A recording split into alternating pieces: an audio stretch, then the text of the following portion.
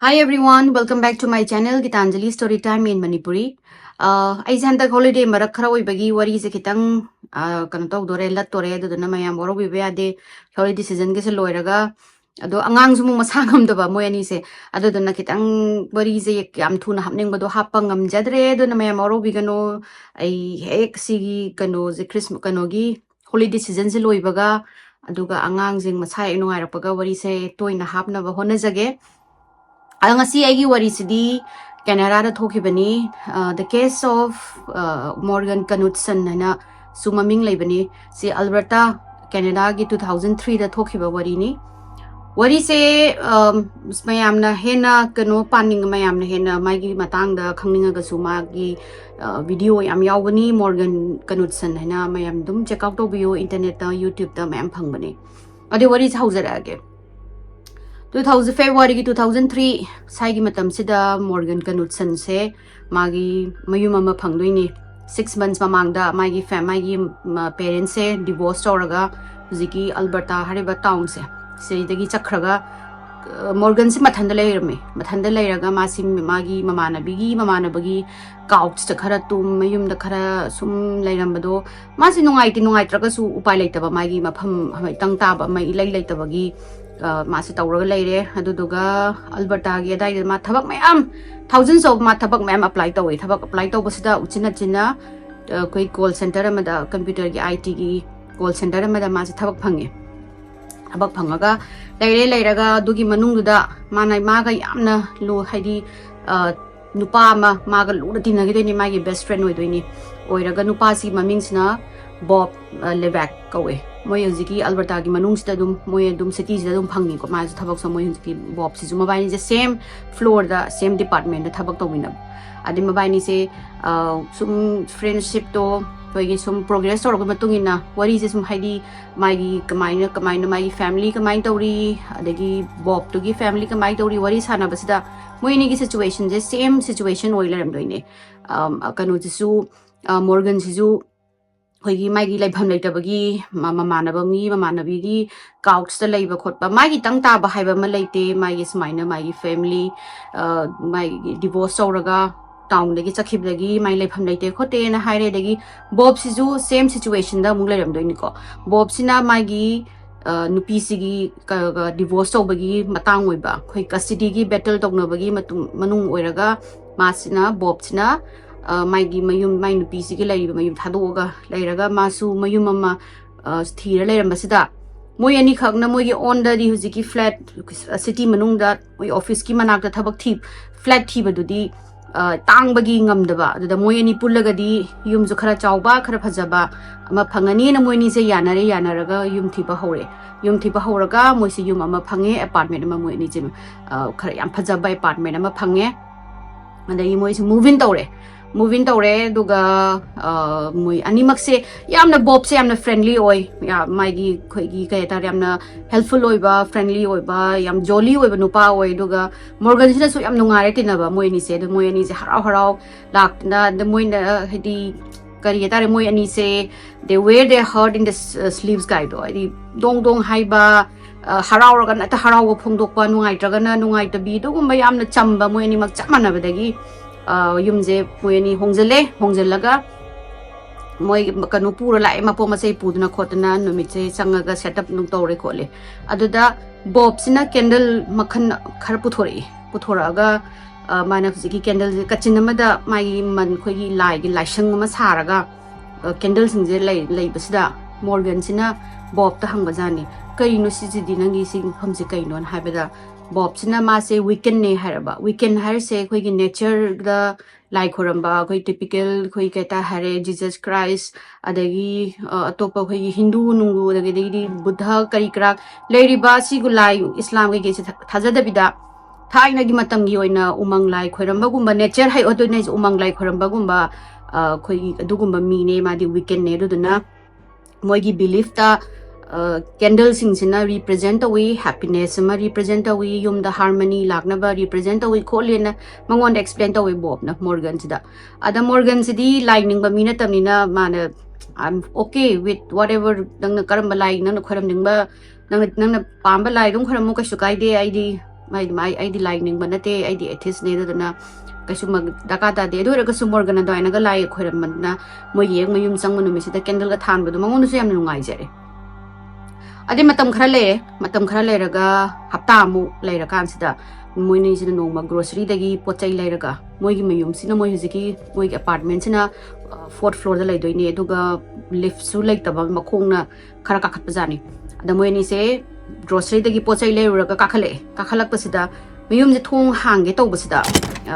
thong canano, the manundagi, pyra handles in more tamby tap tongs a hang by yadri. Ada Morgans in a curry, thong hang others, one masina, thong it over the manungs the gimakon, kong gimakon, the giddy, potay shuffling over gimakon, tarakini. Tarak pasida, masses, while our heady huran, bagatanga abra. Natragana moy kano kanakana mi atopa ka changa aga moy apartments da changi jara khotli jara na mase mai ga sai grocery ma buma chai da makha se da thadar maga bob ai ma pan da ai sidagi yem gi mi changbari yeng gi na mase ablaw moy hisi ki stairs da chenthare chentharaga yumdui mamang no chenthong go yeng akanda moy gi kano se fourth floor in dum makha da gi ui ko moy apartments moy apartments da kaim tau de mai yung pok da han de do mi chat pa khot pa sama to u de adagi mana siti kanam bok di lei ta bdi male kari ora sano na Morgan se khalaga kakhala kan sida bob se lairam dare thong hak do ga moy gi apartment se ju thong do hak tok lairam me do ga bob se thokle bob na ai somehow yum kano ai na thong je hang na ba tawrakan da hang e khole tawrakan da Morgan je kari no ne nga tang khalaga sumana o thong hanga di phare na haraga Masum Nakangi, Maggie Tangnaba apartment say, Siday Sumakon, me Chatpagi, the me Potay, Quigi, shift overgi, shuffling overgi, Makon Tiny, Kotlini, and the Morgan, the Bobs, the Hibzan, and the Morgan, the Quigi Nakans, the media, mat late empty apartment, the Kamamakon lies, Hano, and Hibzan, Hibzada, say Morgan, the Hide Masa, Kadikit and Pakat over the Bob, the Quiraba, old apartment, Aduna, Makon Creek. Tauba makon thokpa sidi dum hauna sani nang kem khaluno kholuno na habidagi mana fine phare nang adumaina hairamni na hadigi bob kanu dusum Morgan dus khando e hoy maybe oiram basu yai khole na adagi moini changaga numito kashum tawdre adu dum Morgan gi kanu sadi mana kong sadi sum footstep gumba degi sum kai keno sum le tare tara ka sumana ma waru bagi mai stress oirangani khokani na daina khando ga dum lei mase aduga hapta moi ani hum surak pasida moi housewarming gi party ma moi office ki moi thabak tawin na sing duga moi party ma tawdoine tawbasida moi office ki meeting moi tinaba manaba man bi sing lae la ga moi mem je phamaga wine na ma hangdana khotna mayum da kainom thongdana khotna charaga sum moi mem je wari sanaraga music ta dana leiringa sida ma manabi amana dudi Morgan nang kana khangnaragi hujikse kainaga hange da Morgan sina noga as ai hujik ambo khangna de ado aigi roommate aigi nakangi aigi roommate sidi nupi magala koiraba khangde kano tai footprint adum lakpa tai adegi khoi gi whispering gumba khaga tai khole who's that lucky lady I don't know Bob kana no kai hangsa Bob sina kano drinks amdegi ha ge tawraga mana ai kanambo hede I can ambo dating tawdre I legal processing gi isa do over 1 year sudore I uphang daba aduduna moi kaina bagi adagi ai nupi ga khanaraga hana divorce tawbagi matang sida sasi matang sai nupi amta koining dri ai matha sa bagi aduduna I kanambo koi de khote sini ado moi ju hana phare musum makondo old building ni na apartment ni na makondo sum atopa degi la I warangani na khandoga Mois lairaga mayam sing do chakraga Morgan ga Bob sina kon sum mayam charam bagi lo chalaga lei banga sida Bob sina Morgan kanum ta hangen de nang na footstep tai adagi makon mawa tai haido aseng baira na Bob sina hang mazan Morgan da aseng bai ne khangde aigi mind jina trick tawrira play tawrira natraga wa bagi oira but nangi room lom dagi khoi gi whispering tawba kan makon gumba kungun khoi khong chapagi footstep gumba nungdang da tai khole hai ma maybe aigi mind jina play tawm su ya en haraga masina kon je sum pheng lek sina Morgan sina no wana haraga kano sina Bob sina Morgan sida no Morgan nangi wakhan kano na te ai su footstep to tai aduga numit nini ki mamang da nungdang da aina tumingai da मासे कन्ना deep sleep लाइरिंगासिदा मागी नाकंदा lamp am लेबिदो light तो कोई flicker तोरक पाई तारे मुंग मुंगान कोई मैसे कोई कन तो वो कोई प्रेक प्रेक प्रेक कर कापगा मुंगान तो रोक बसिदा मासे हगुल माना ममित नहीं रगा करीनो ने ये बसिदा अंगांग मचा मगी shadow मागी खोंगा रूम सिदा लेपगा लेरमिसिने माना हगुलगा ये बसिदा अंगांग दो सुम लेप लेबिदगी माना कनानो हंगबसिदा अंगांग दुमना तुमिन लरगा कई केम खुमदबिदा तमना चंगसलक जानी अदा मासिना खंगोय लाकोय बिदा हे नंग कई मिंग कौके कनानो नंग आइना बॉब्सना हंगबसिदा आइगी मिंग जोसेफ कौवेन अंगांगसिना हाइराबा माना अदु हाइरे अदु मतुंगदगी आइगा वरी दुम सानै अदुगी मखोन ओरंगनी नंग तारिदो अदुगा मादो अदुदगी दुम अहिंग खुदिंगी आई गा वरी साबा लाइना दोइना हाइरपदगी मॉर्गन सिंगा हाक्तंगदि मा स्वाइदि लावी लावरगा अजु मादो अदवाइना आइदि अदुगुम्बा paranormal गुम्बदा थाजबा नतबनिना अहामबददि my वखंदा maybe Morgan duna ma khai kano duna Bob duna machado udabadagi maigi mind jina koi subconscious mind jina sagat laga admaina uri orangani do wari sabo orangani ai kaim khaloragi da ina khandoga nungdang dodi phare daina ma haraga mana tabiramaga hoina mai wakhandabudi maigi subconscious mind na machado miss tongman bagi mai macha nupa ani lei Bob ki adu mama gi manakta leiba moi custody gi battle tong no matang divorce ki manungda adamado machado chahi muk susulaktori u phangdaba adu dudugi na magi mind na sagat porangani na masu khandoga leire Morgan se adu gi nungdang du da ahing sida Morgan jina tummingai sida magi wall nung thangba ha magi makok lom na thangba wall se si duga magi sigi room sigi wall ji separate leiraga Bob ki room nei ni ko na kanna ada maigi makok lom na thangba wall sida dong ina thilakpa jani thilakpa sida Morgan ji khangmoi lakpoi ma ja hagul kanu se Morgan ji hagulaga kai hu jiki du bo na ma ja khallaga mai wakhanda Bob tu na makeup thoga koiling ling jala ma du na traga ma kainu ma help daka ta bazara am ta yeng gen ma si thokle mai room dagi thoklaga mana Morgan sina Bob ki room nom sida lakpa sida Bob tu di tummaga lerame sauna sleep tawraga lerame adai mana karino ziki mana ngahak lepaga mungai hadi Morgan dubu tumna koi sleepwalking ga tawribra natraga magi yawon kholonbada makhutna ga tawribra ma sanga haktang lepaga makhon do tabra na ngairame adu kaim laktabdegi mana karino sai Bob na angang gi spirit amani su hai adagi hamba khoina sai thong hangdokpa yadaba dune adagi jitong tawra isne kari oira sano na maje khaji yam kanna kidraga su adi wakhan nu khanjandraga su maje khaji ti nungai taba hore do nongalaga Morgan sina moini office alamdai ga yuk nga kha breakfast sem basida mana Bob sida wari happy tawre ni na harang haina ngarang banking sound tai khole do da ni yeng lakpa da nang li fast sleep boiler me makhon mai tai khole ai si kitang nungai te khote kana tawre da Bob sina nang kaim khaluno ai ngasai ai gi candle ma leibido ai do candle do thadoga imung se loina mak thadoke do doga khoi gi yum da harmony porakna ba candle ni si bless candle ni do ai thadoge aduga maybe Joseph to zu move on tawina ba aduga nangi mind su kam oina ba na Bob sina candle do mana taw piraga ma tharaga imung je khuding je chala ga candle sing je loina mak haidi mai jing do loina mak thungaga Bob ka moy ani je adumaina tawbadagi Morgan kitang gi masado nungaire ado Bob sina phare dudi ai se ngasi doctor gi appointment lei aduduna ai kharangana hana thokhrage nang aduga nang mukko na thoro ko na hairaga majum Morgan sina hoye na hairaga majina magi barum na sanga kholaga yuza mai thajari ngai da Bob tu rizat khare adagi masu kumthare kumna phimaron setlaga Morgan su kumtharaga mana mogi ki yan bagi stai da magi yumgi ki je thibasida mai ki je lairamdari mana ai gi ngarang ki du ai kadai thamgrajano kadai yana masano mas makhada paktharaga thiraga mana di mai kauk cham leidu kauk sa pakthara thibasi daida mai mamit ki nakan sidaida kainu ma ui mana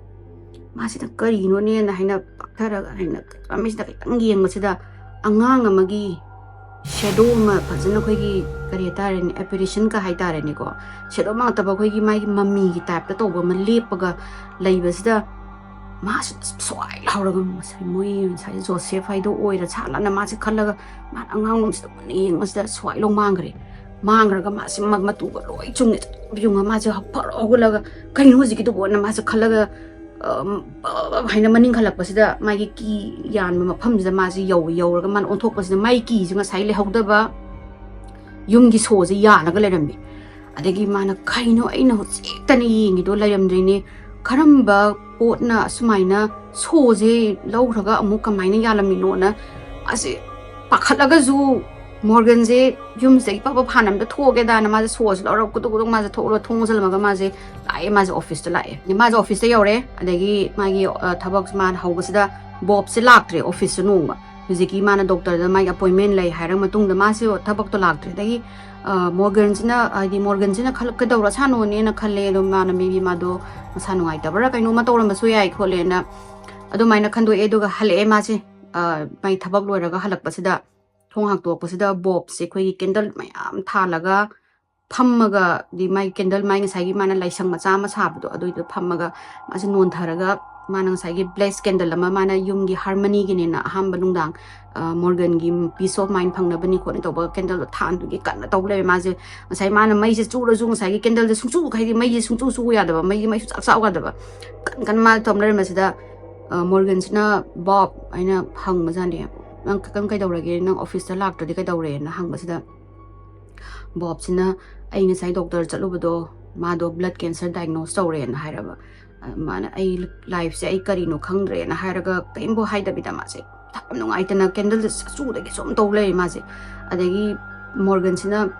I'm so sorry Morgan na hadi mana Morgan sina I'm so sorry Bob ina mana ka changba sida mana hadi comfort hadi mama mana ba do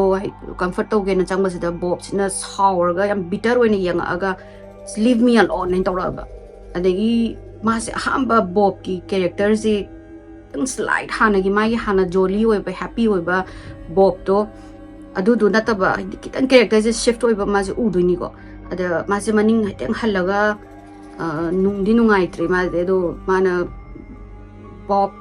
what may I do to help you na hai mana I don't want need your help na hai adu do ga sai kanu do candle do pai ra mai ka manung sang gari mai sa wa da candle do sang ra ga thong thingjan gari adegi Morgan se nung di nungai tri di ma di sai gi mama na badu da I'm there for you na haija ge na sangjab ni do mana badu na yam cold bitter oina nganga podu da adai mana numito madi changdre do mang haklaraga ma kitang taptha gi jeno magi haidi magi bad news to adu do ma do swallow to gi jeno khot gi jeno na ngai raga lere Morgan se ngai raga ma jina tumam dai gi bed time yorok pasida mtang wari aptang di hai gi khot kem tang di ma jo I'm so sorry ai nang gi makada ai lei kai mating to gem to hai gi na ma se khallaga Morgan gi kar se lak pasida Morgan ge thong thingjallaga mi ani wari sana bagi makhon tai manu da koi whispering to bagi koi chungon to na bai type ta makhon ta sa ma sa tang le paga Morgan se kana kan se Bob se kana ga wari sana ija no na ma se khallaga su ngak taramaga mana Bob mana tawre I'm so sorry nang haidi I'm here for you nang apamba mating ai tawge khot ki na tawbasida Bob sin law aba na kanegi leave me alone ina law aga khoi thung rum sida kan gum tham law na tharak pai type ta torok pasida Morgan je khangoi lak pai na song tho mai je maning halaga mai ma pura pakhat ale je kari nu ji ki du kaino Bob tu na yam saung law ra idu bo na sai ki Bob tu na le me alone torok padegi ma se khangaga kadi Bob sit am saw do kari no ne na khallaga ma se lai jare lai do ga amana ai phare nga si ai Bob se wari sana rogi maybe pa nga si do mathoi ngai ta bai oram basu ya smain to buna ti haina haraga mana mamai on thoraga magi ka se sangi to basida living room ni da mai de muthat ami ko do ga khoi mapan gi street light ki mai khaga gi mami do basida kaino shadow mam goi mi awang wangi amu wangi shadow ma lepaga dain kan wasida living room is lairam doine da masna karino ne mami chlok tho ying sida ta khoi gi speed yang kan na law na khoi gi kan pai gi doine moi living room jana pai ra wall Morgan na leiba ma gi room gi wall sida paisang gi doine ko paishan basida sai morgan thalam candle mayam se loi muttoini mutpadagi kano sidi masam magi man kano lukham gi sang chap chap chap yung yam morgan sidi aduga ma maya karaga lep lay ne dagi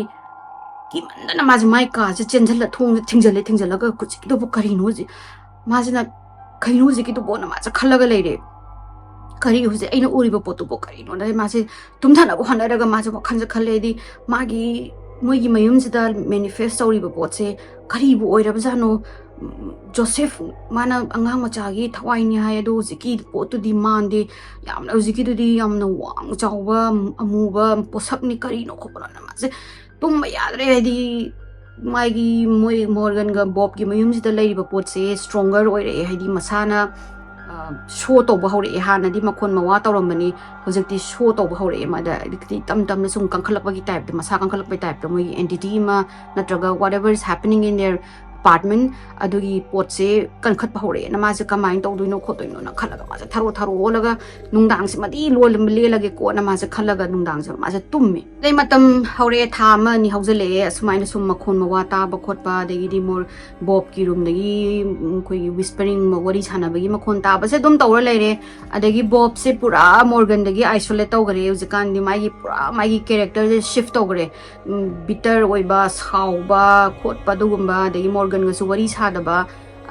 basic darka tara kan da wari chana ba da maina tawri manung sida mana hujiki tha amani gi manung sida ma se nupa ma thengnaraga ma gi haidi mai boyfriend oi doine nupa ji maming jina Courtney Clyburn kawe Clyburn se kano tawe ma na dum hana dagi dum tana jabajani mana Morgan se do Morgan na sum bob ka mawani relation do ai nungana rakta ba wari chana na ba lai rakta ba khotpa torok padagi moini je koina raga nongma dinner tawbagi mabani date tawbai dinner chaba sida wari sum chana basida Morgan sina sumaina tawbai khole bob ka gi leibai apartment do makhona sumaina thoi dagi dai sumaina operation ama ui khole do tawe na mana wari li basida Clyburn jina thajadre ba haidi ahamada mana scientific explanation amde lerangani maybe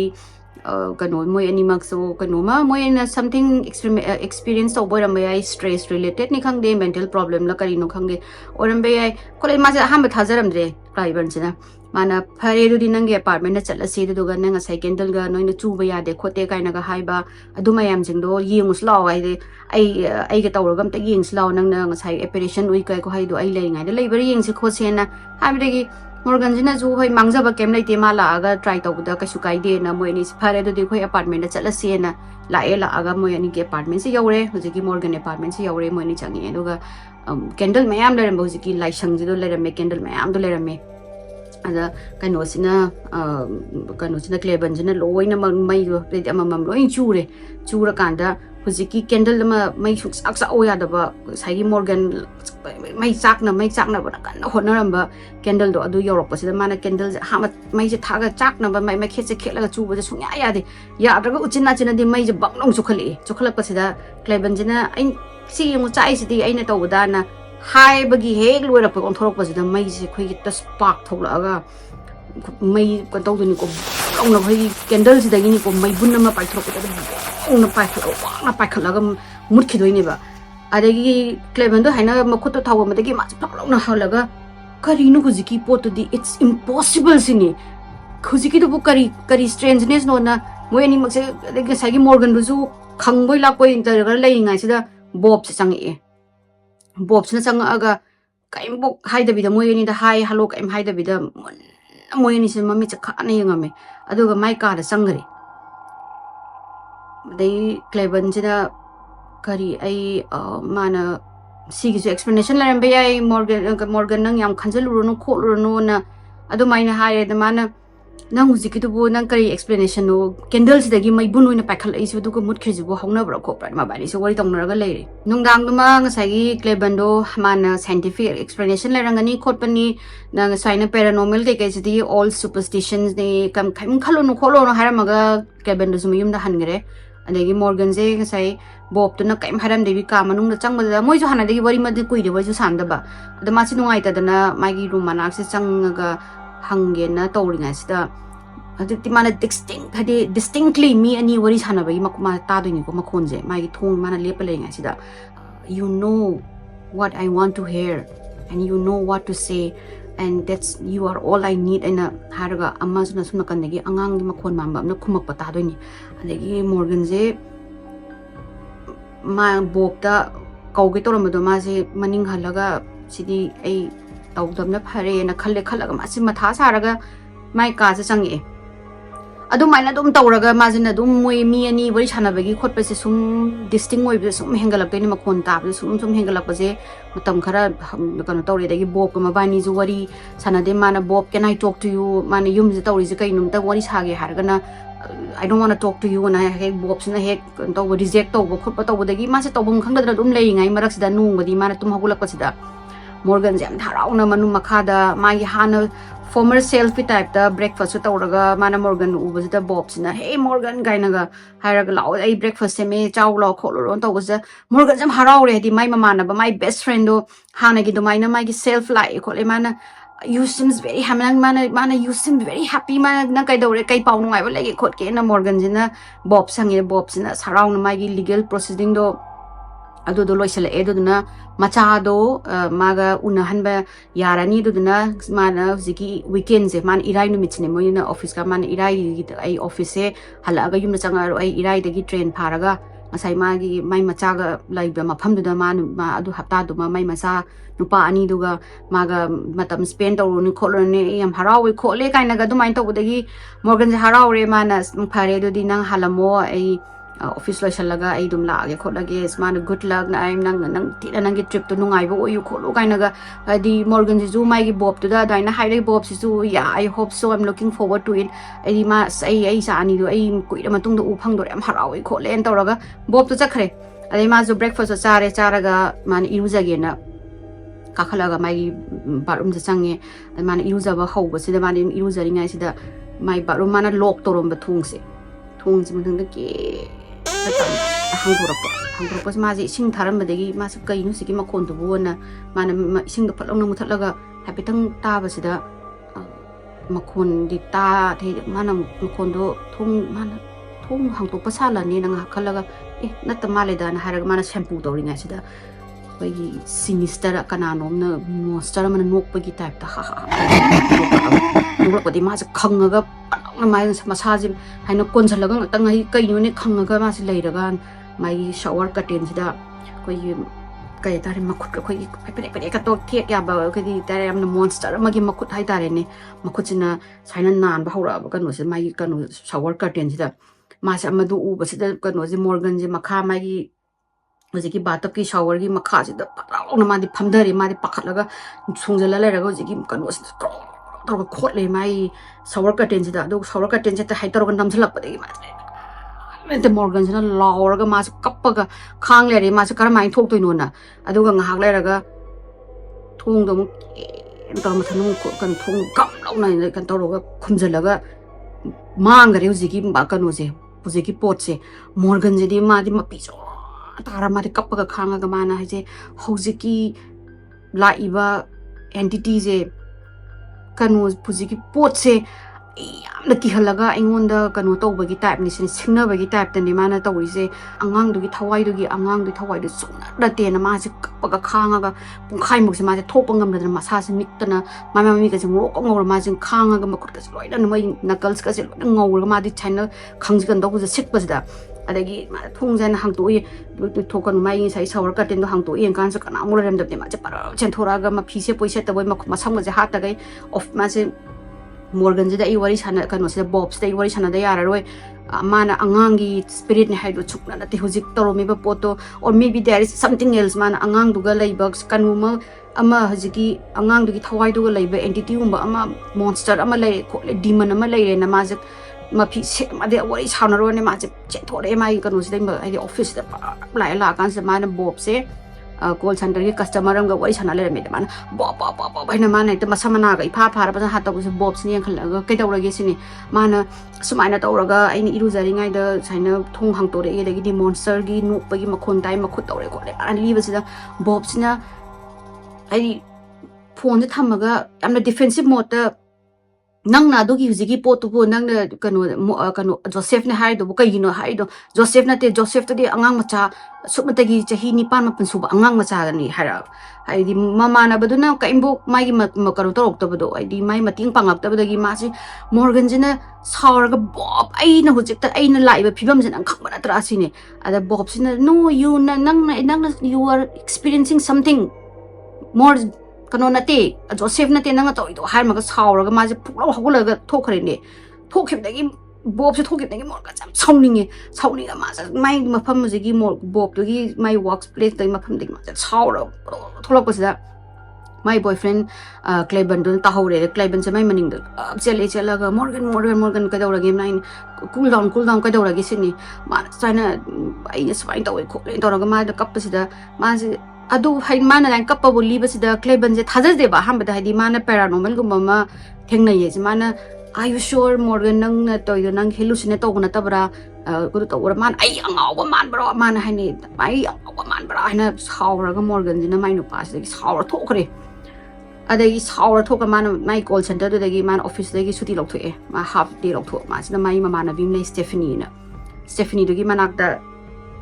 Stephanie ji maga dum mana ngang budum thaja bai dim lang lung ti da mara bin mana Stephanie gi mayum sta lai la ka na mana Stephanie sin kai dawra gi Morgan nang na to ka mana Stephanie I'm really scared mana ai am ki le yum lai ba khot ba adu ai lai pham ju lai ti atopa kai no ai to doi se ai gyan nam ta dre khot tre na mana Stephanie sin kai dawra gi hairo to ka mana what is leaders mind to we khot to bu de gi Stephanie sin adu di ai su la age adu tu ga noi ni yum da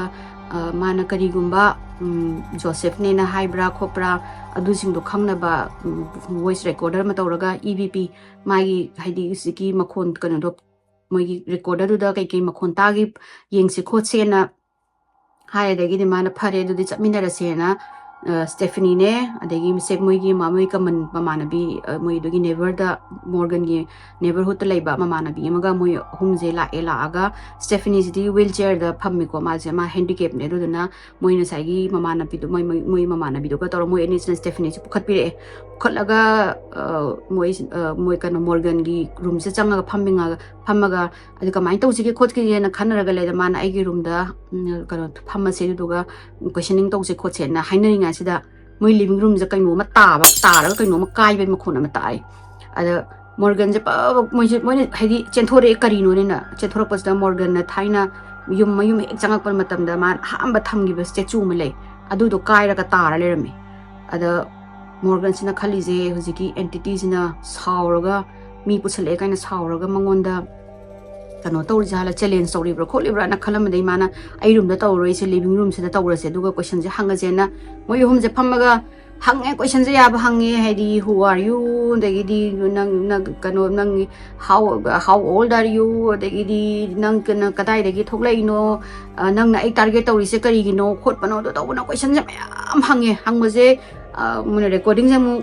play tor kan na kai ma khumam de degi moi se hours pung ama makai mo moi question je hangaga mo play mo to bosida ta khumak tab degi moi na ware to ose nga si je to ose na hayaraga mana mama na biduna ai yum na chatlage manak lai bani na noi ni tum holo na hare mama na bi sai moi common friend ri chakhare aduga Stephanie ga Morgan ga sina moi nu phabung jida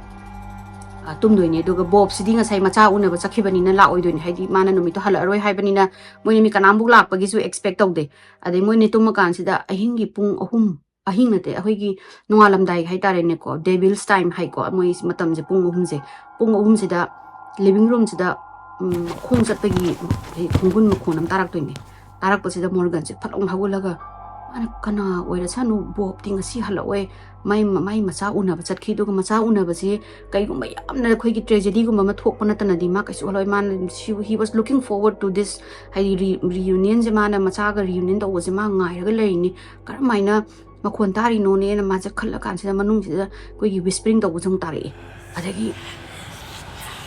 masu kari non te yeng hura ma ka changa bra na ma ham da hai betang ma je paranormal wa khan no taw re mana changa ga mai su thala tum ni ko mai se changa ga thung jang to ko thung ma than da hong do ga ko gi Morgan se kai nom ne ilak toi ne ba force amna pa ong ila ma je lu pe di maning halaga moi ka se da lo khak lo ta doi ni ko ta ra ga sai gi sinister no ko do ko monster am no ko do da mai na do nung lak toi ni nung la ga thung se ong thing je le mo hang to ye mo thing je le ang tau lay dagi Stephanie du hawul la kan sida mana Morgan what happened mas amam du law lay dagi di kano du di Morgan du wang ngam dre ma di makhun bo thok ngam dre mana Stephanie call driver ena mana dang tau ba di Stephanie gi manak sida mai phone du le ho ba Morgan gi mana Cleban dum ta phone to na hai mana di Stephanie do phone do mana paragas phone tau ba sida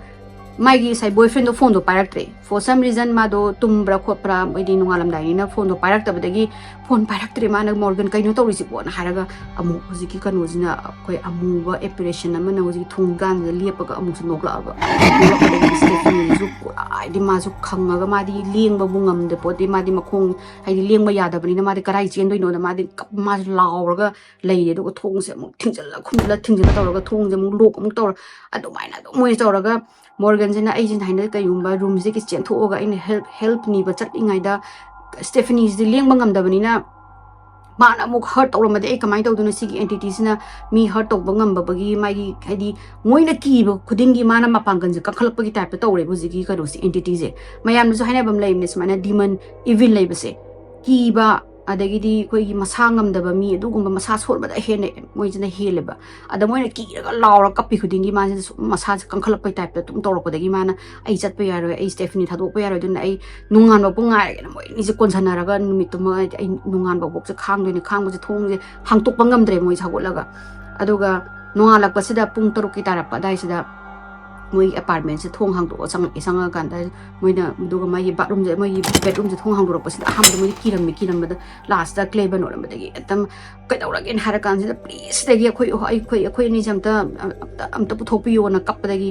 kai daura gi no kai daura gen taura ga ma sna kan Stephanie do pam moi pam ma ga moi je hum je yum se gi chen thore Morgan ne adagi clay ban ne moi na Stephanie se drop toram kan da Stephanie na Morgan da be careful Morgan haire dagi moi ni la kan da man kai dawri noi do haina mai nu pa mai boyfriend na Cleban do hang dagi man pazan explain tawre haini nungdang no smile tawi khole do tawi da tawi taw je adu bok ta Cleban je believe taw de ba haidi moi na do mai na moi ani do kanu khoi gi shared delusion na adu gumba na ri bo oi ra sala kaina ma se thaja de haidi moi ani nupi ni na kappaga haidi am adukna kanu ki na leram do Cleban sina di haidi ma di skeptic ma'am na madi adugumba kai tare khaza da bani na mana moi ni sin bot oi jala kholi jala in khalle da mana phari nang adu mana du mai na tawra ga di yum du da gi nang thoga matam khara mapan da leiro da na hai do mana ai yum du da ai na poi matung da ai isa gi yum na leijaba pot sibu ai na spirit oi janu blood oi janu bones oi janu ai na hekta sarenda tawdong na te khote ai yum du gi mak da ai kanu fight tong ni khot panen taw ba de gi phare do di nang nang kanu sidi nong ngasi gi nungdang sidi khoi da leiro adu ga nang nungala kan da bob su la ani du nang adu da mu khalaga mu wari sana si khot la jen tawraga nungala kan sida numai jingi sida da lai la kan da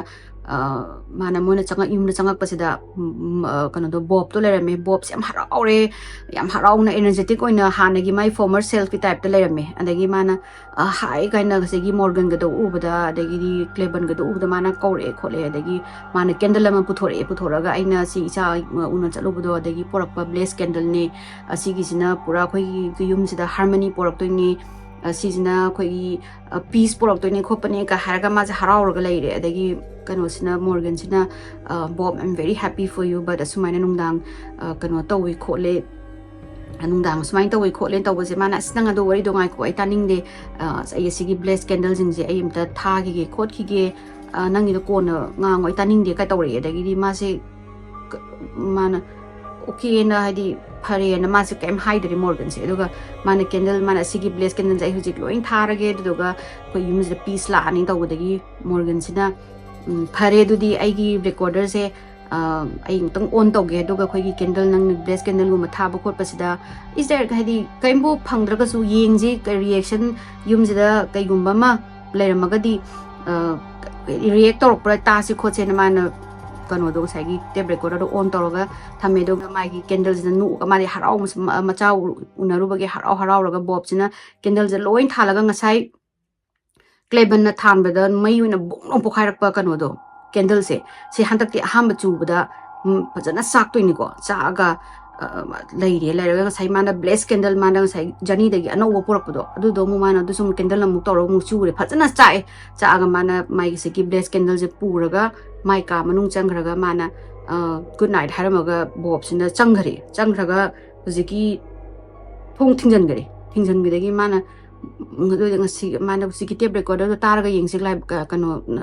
mai nupada boyfriend da Morgan sina taraga yengsi kai yaw yengsi na tabs ahamba kai mo silent lai khoi gi makhon moi ne su ngangna bagi makhon moi gi candle du ngangna bai taraga da mana ham du ga last makhon am ta doini moi ne candle bless candle anau go porak pa adu na su bagi hawrak pa si da khoi gi kano candle mai gi candle gi wick to adu do chak paga sumna kan je moi ne du chak pagi timing sida sum kano tape recorder sida koi screaming ama khoi gi monster so screaming ta cha khande makhon am law screaming am strange so makhon am record tau dini ko adu ta bada cleven je pura hidi mas pakhat khare hidi karino ji kido dia na si ma hai sti fake to bosu ai aro ai leiri ni moi na mai thali do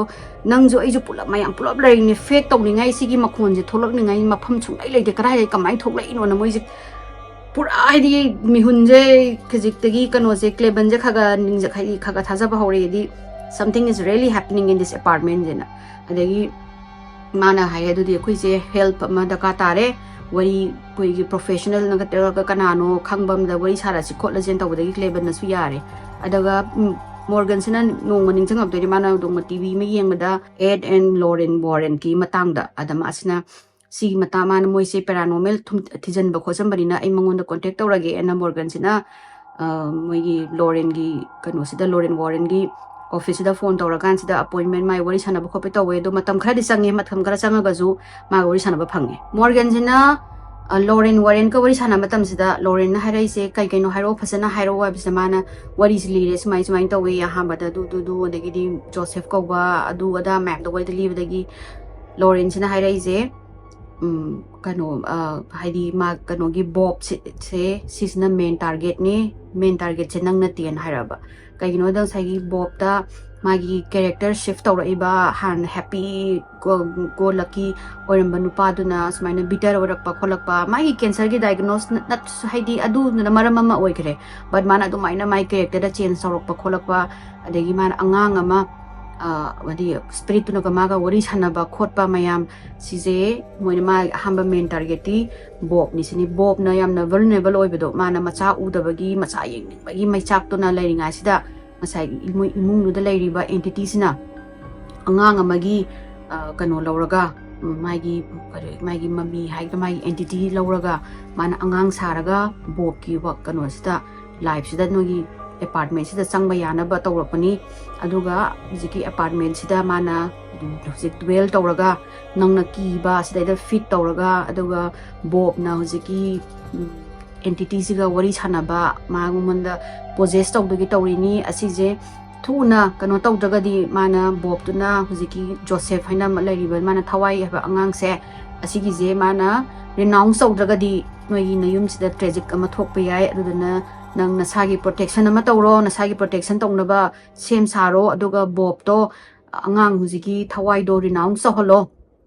aduga noigi church amada chatlaga priest chatlaga noigi yumdo bless to holo kholo na adumaina phana koina wari sanare kano siga Lauren ga kano ka Morgan ga se adagi di Lauren sina ma se phare adudi ai haina kano tawragi bob ta ju hairage khotlage aduduga kano na sudang na su recommend tawiro o church ton have the Lauren sina recommend tawre ma phamama adagi ma je phone se thame khot aduga mana bob sida haiba chatke na tawbu se mana changak pasida bob ki ka se thong oi hang to lerami thong hang to aga ma sina koi mai candle thala candle jigi mayai sida train samada ma je tawraga koi mitrangam na ngawraga leibi type tawbusdagi mana bob and tawbusda khumakte ahamada mana bob I know how to help you mana hairade and help us and mana ai help tawba ai khangi huji kamai tawdoino akoi do church chatlaga priest amaga tanaje and haibaga hek priest ama tanaje haibal orakpagi matang sida bob sina demonic voice oina lauraga hambra adagi maje Morgan se khangaga bob anh tàu bob anh tàu đấy mà hay đi học mà chịu cần tàu đấy cần mà sao tôi gian tạ ra cái mà xin là what anh tàu đấy mà we anh là khơi help tụng tụng kind of we need our help xin mà we need help nang smai na church cha laga please bob nang cha laga khơi priest amaga wari sana ru se khơi yum je bless ta hon je ain hai ba sam ta ya bio ko pio na tàu ba sida huziki man hai ba timing se ngasai bob tung mai gi former self to leiram bagi मासे reluctantly यारे होय फरे हयिंग चटमिनरसी ना हायरगा माना यारे नुंगाला कांजिदा Morgan जिदी लोछलगा माना Bob से कौरगा Bob मा बाइनी से हुजिकी लोरेन दना रिकमेंड तौबा चर्च दा लाकपसिदा बॉब तो दी चर्च तो उबसे चंगजे याद्रे माना फन हाय थेमे तंग चंगुजे कदौरगे नंग वन सुमा याद्रे माजे आई चंगोइन तौ लेरे अदे माना फरे दु नंग कारमु लेरमो आई चंगुगेन हायरगा कनोसना मोर्गन चंगागा मोगी प्रीस फादर लेरमे माना थेनरकान सुमाइना लोरेन रिकमेंड तौरपनी खोटपनी अखोई यूम सुमाइन तौन वरी से सारकान सागी प्रीसु खंगे हाइदी करीनो माजु अंडरस्टैंड तौरे मोई मयूम तौरीब पोसे करीनो से माना फरे नंग नोगी नयुमदो अदाइदा लोइनमक खोई ब्लेस ओइबा क्रूसिफिक्स हाइदी खोई होली ऑब्जेक्ट मयाम थमो अदुदुगा सेंट बेनेडिक्ट की प्रेयर सिमा तौथो अदो आई फर्दर आइना लागा असिस्ट तौगदबदो आई मोर कनो दो बोब तो असिस्ट तौगदबने दो बोब ना अयाबा पीद्रगदी आई मखाता ना हेल्प तौब ngमोय आइना माना मंगोन माना गी अयाबा लौरगा मा सिनेबा नंबर 1 माना कोई लाइक खुरम थोनिंग जे दो बोब तुना याद्रबनिना नोइना सेंट बेनेडिक्ट की प्रेयर से तौरो युमदो अदुदुगा होली ऑब्जेक्ट मैम थमो खोलो that's the only thing I can help ने हरपदगी मोर्गन दो हाल ब्रोकन ओरेगसु कितंग होप अमदि लयना खलगा मासे लागा माना कनो तौरे हलगा माना थोगा क्रूसिफिक्स मैम क्रॉस मैम लैरुरगा मयुमसिदा कनो माना थेलगा लेरे मा वाना थेलगा तखोगी थोंगी डाइनिंग रूम लिविंग रूम करी क्राक से थेला लेंगा सिदा माना थेलगा न ममांग थोकबसिदा अमम नो कन ममी नुपा म लेपगा लेबदों तौवे अदि मास खंग माना हाइतंग खंगगा यंगजम बॉब से मे थोलगा बॉब सिना तो सावरगा टेक द क्रॉस डाउन त मादिम तुम कोन मसक माइ ममित का जे खोई सीडिंग डायरेक्ट मया का चिका कनुमा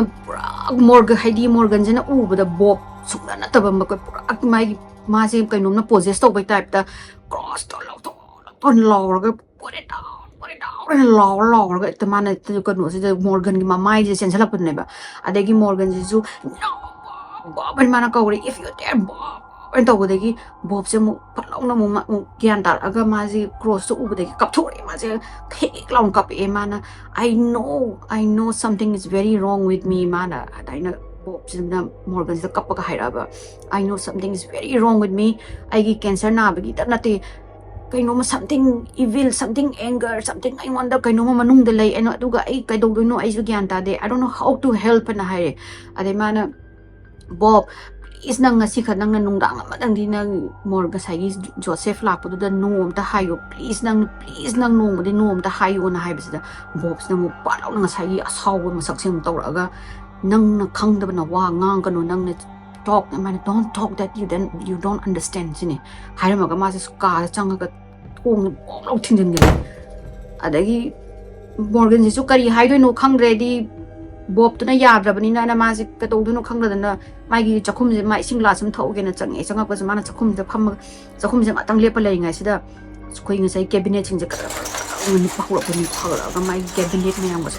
हांतोरतोनि हांतोरगा देगी प्लेट अमा पाइथोरगा मोर्गन गी मकोक से थु मकाइ दिनगा Morgan J मकोक साइगी माराइ बक्सिदा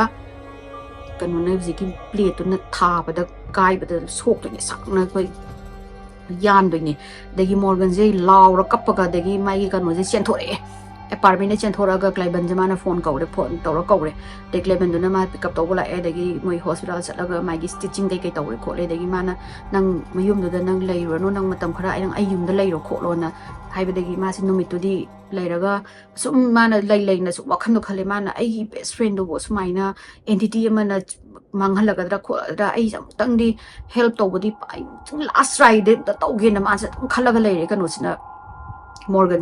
adagi mana Cleban ta hari nang ay nang ta samina si aduduga Saint Benedict prayer do ta tomina je please am ta tomina je I don't want to give up on Bob so easily mado am nung IT mai masasu haidi masam cancer sunari ni lagi masasu magale mina banati and I'm the only friend he has mana khang sai ta oda mana sai Cleban sina nang na hana nang na khang na Bob to natre mi ma se kanom tawre mi aina ubda su ma do pura character ma tawre hana gi Bob to sunga natre nang Morgan nang bu tong nang na tawde thabak si nang tong ning ra khot bra ma do pura kainom na possess to ma le khot le to se Morgan sina yadre at least am tang di chatlaga Mojiki Saint Benedict prayer si ang tang tawsi duga this is the last help aina angamba I tawge khot ke na tawse gi phare na Cleban duzu tan na lae laaga mana haidi numit mari ni mangani mantung na lae laaga mana changa pada Bob di mai ka manung da mai gi candle lo tawraga wari sa lai gare sai Joseph to nena ani mo yanis na phari khuni ka khoira ma sigena Saint Benedict prayer se wari prayer se horok sada mo gi table ka kan ko horok to ni ko horok ko gi mo ju prayer se ngus liep ya te ko na prayer Saint Benedict prayer se taw kan hai di mo ju law na taw gi tawri khudingi mo na prayer se dipan tawri khudingi mo du mai gi living room da dining area living room le po ching na ni aga po ching mo ani se thom ba hori thom ba horok gi mo di phana kuina tawrom ba do ko gi tamna ba je laptana mo ni ki dina tu prayer jing ngamdre mana Bob yaw da ya roina kano sina Morgan jina chela ga mana Bob si ki thung se thele Bob nang please nang am ta come out can you renounce Joseph for today nang asi nang wari sanai nang tu ga nang prayer da yaw lo Bob na have se Bob sin no mo ngi lawrok to ni ko aduga mai gi Bob si ki thung ka taru ga ni to ni adai kano si Morgan jina yu kano ma mo da sai gi mo thong kai dagi thong long mem ba khoi hang tok ba horok ba dagi ponik ba horok ba dagi Cleban jina Morgan chala na hai nang lei ba ro en tawraga mo ni chen thora ga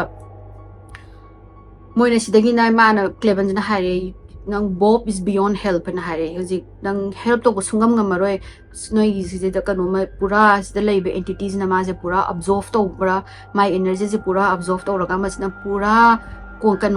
to lei gari nang gi hana gi Bob to na tre nang kan banga maroi nang theme nang chalura no nang apartment se nang ai go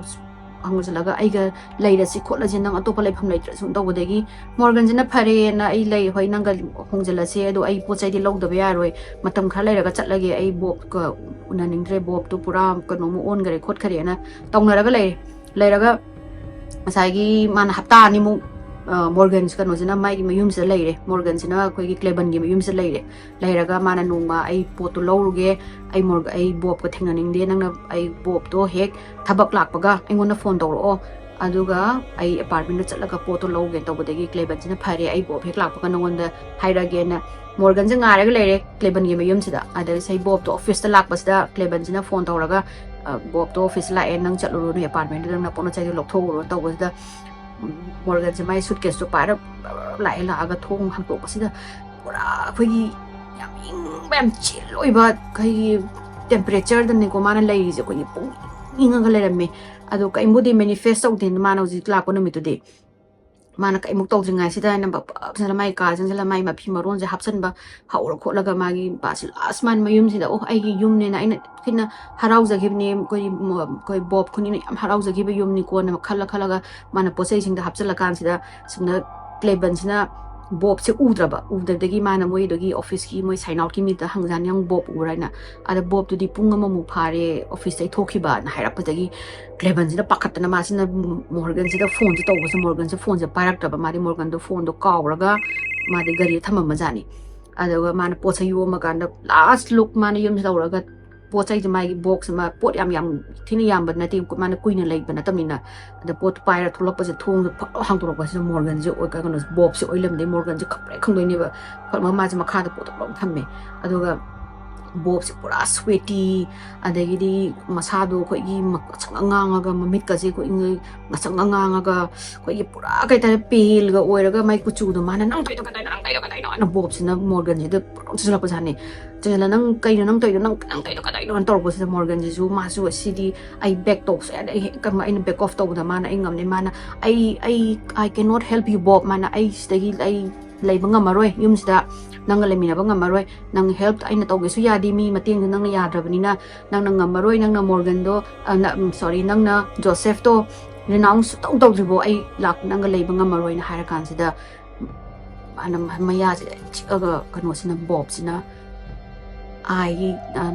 Joseph don't need me. I need Joseph in Hiraba. And you don't know what you're talking. Get the hell out of here and talk with the Morgan. Mapita, my mamma, lower than a god. There was not a single shred of Bob Hanagi Bob, Sisuna Yaudreb. Nung Chakroya and Nung the lay hiding Nung Cantorconona. And the Imana Para the Bobs on my room, the Sangre Mana Pare and a Karamana Pots Lock Lagasina. Hawalaga Kalapasita. Sigi thong sida angang amgi operation je lepaga leiraga lepamdagi sumana mun yengbase sum wankhala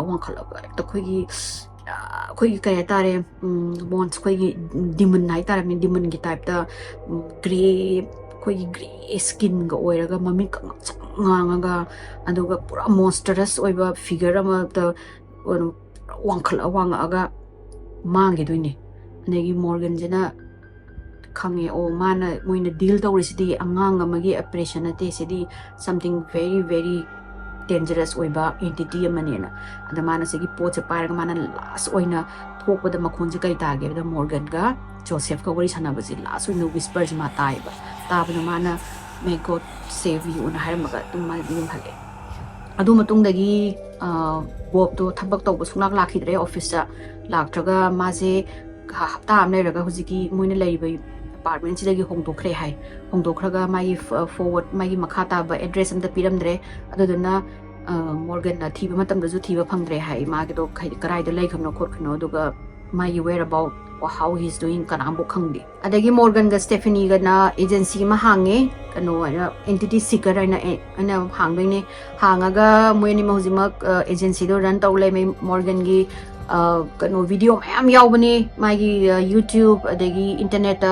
Morgan kanut sinna yamayamna hena check out ning azun tawbiyo magi books mayam lyric mayam idana show mayam da yaudana adagi ma like 100 of cases adugumba paranormal gi cases moi case ta mana involve tawbagi khotbagi tawraga leibani do hujik su ma adum Canada gi da entity seeker and sigi agency je yam chauna leire do ma adum pangtho lei adudi mayam wari ji sida losinjarage agi wari se amna ju sangre mayam waro wibe adi loibe bokta video agi wari se mayam nungai biragadi like to biramu share to biramu subscribe to biramu adi mathangi wari dong theknarasigo mayam